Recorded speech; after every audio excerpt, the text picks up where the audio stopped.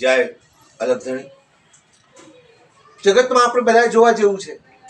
અરે રામ ભગવાન થઈ ગયા, દશરથ રાજાના પુત્ર પ્રભુ. જો અયોધ્યા, તો એ બધું જ આ જગતના રાજા હતા, છતાંય અંતકાળે એમને જવું પડ્યું ને.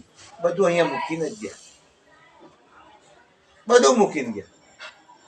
અરે અડધી રાતે એમને સવારે તો અભિષેક થવાનો હતો રાજ સંભાળવા માટેનો. પ્રજા કેટલી હોંશે રાજી હતી, અને સવારમાં તો એમને વનવાસ જવાનું આવી ગયું. અરે એ બોધ આપણે લેવાનો છે. રામ જ્યારે વનવાસ ગયા ને, એ જગતમાં અત્યારે વિસરી રહ્યું છે બધું. આપણે જાણીએ છીએ મહાભારત, રામાયણ ટીવી પર ને રેડિયા પર ને બધી રીતે નાટકો પણ ભજવાય છે એના.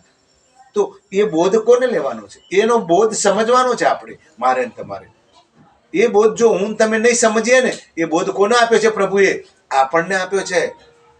શું કીધું?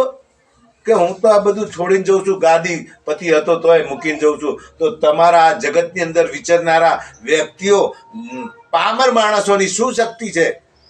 અરે 21 કળાના જે પ્રભુ હતા, કે જે કળાઓ એમની ધારે ત્યારે પાણી ઉત્પન્ન કરે, ત્યારે ત્યારે આ બધું ફેરવી નાખે, એટલી એમનામાં શક્તિ હતી. કારણ કે એટલી શક્તિ પ્રાપ્ત કરીને આવેલા હતા, છતાંય એમને કોઈ અભિમાન નથી કર્યું.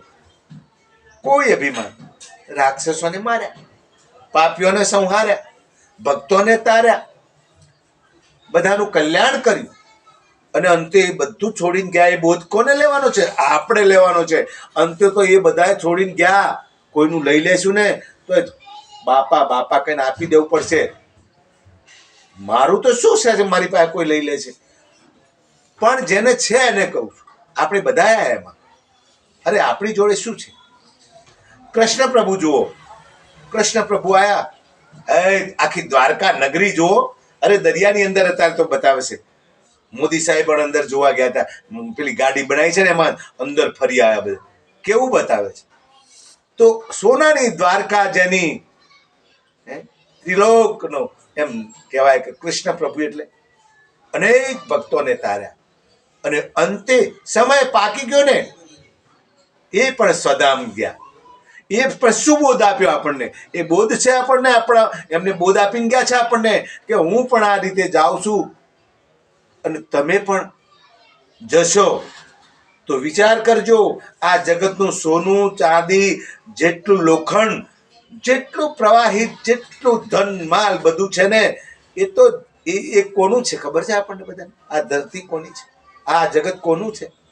એ જેનું છે ને એ લીધા વગર નહીં છોડે. આપણું તો કંઈ છે જ નહીં. આપણો તો એક આત્મા છે, અને આ શરીર આપ્યું છે. શરીર તો અહીંયા પડી જશે, પણ અંતે આત્મા કોનો છે?